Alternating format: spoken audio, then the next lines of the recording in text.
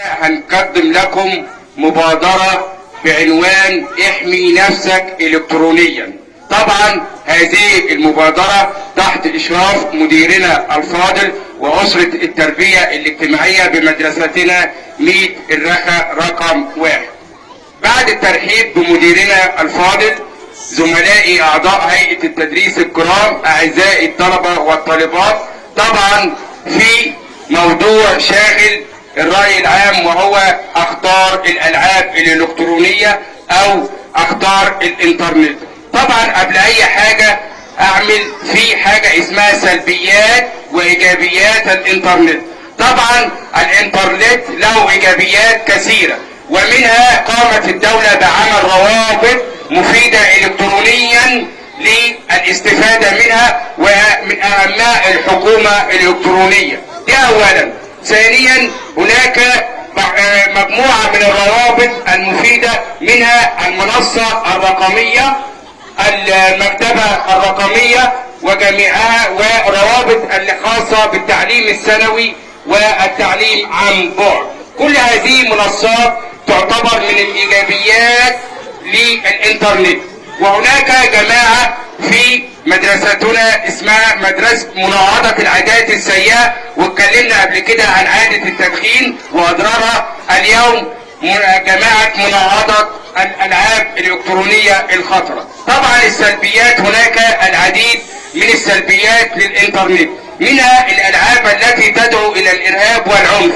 دي خطيرة جدا ويجب الابتعاد عن عدم نشر اي صور خاصة او شخصية على اي مواقع اجتماعية لغرض الابتزاز والاحتيال. عدم شراء اي اشياء عن الانترنت لغرض النصب والاحتيال. يبقى من اهم سلبيات الانترنت البعد عن الالعاب الالكترونية التي تسبب امراض وافكار هدامة في المجتمع.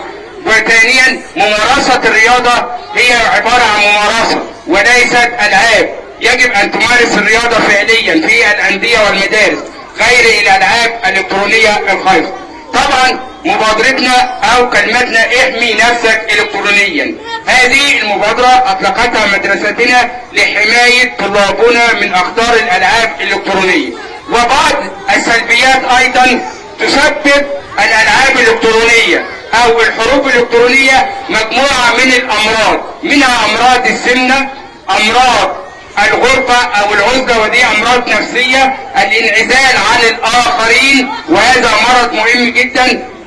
برضك مرض البصر او العيون، برضك من كتر اللعب والحاجات ديت على الانترنت والشاشات يعرضك الى فقدان البصر او ضعف البصر. يبقى اذا يا اولاد ندوتنا او مبادراتنا احمي نفسك الكترونيا. هذه المبادرة تدعوك الى البعد عن الالعاب الالكترونية الخطرة التي تؤدي الى الافكار الهدامة، التي تؤدي الى الافكار الارهابية. دي حاجة. ثانيا البعد عن التجارة الالكترونية او الشراء عن طريق الانترنت، وهذا سلبية خطيرة جدا.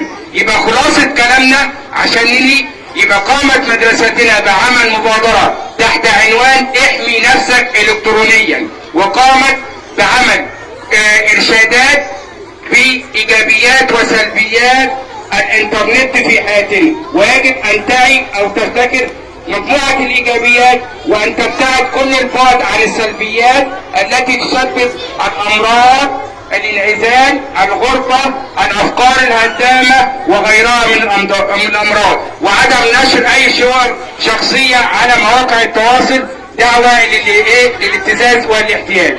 والى لقاء اخر في مبادرات اخرى، وشكرا لحضراتكم.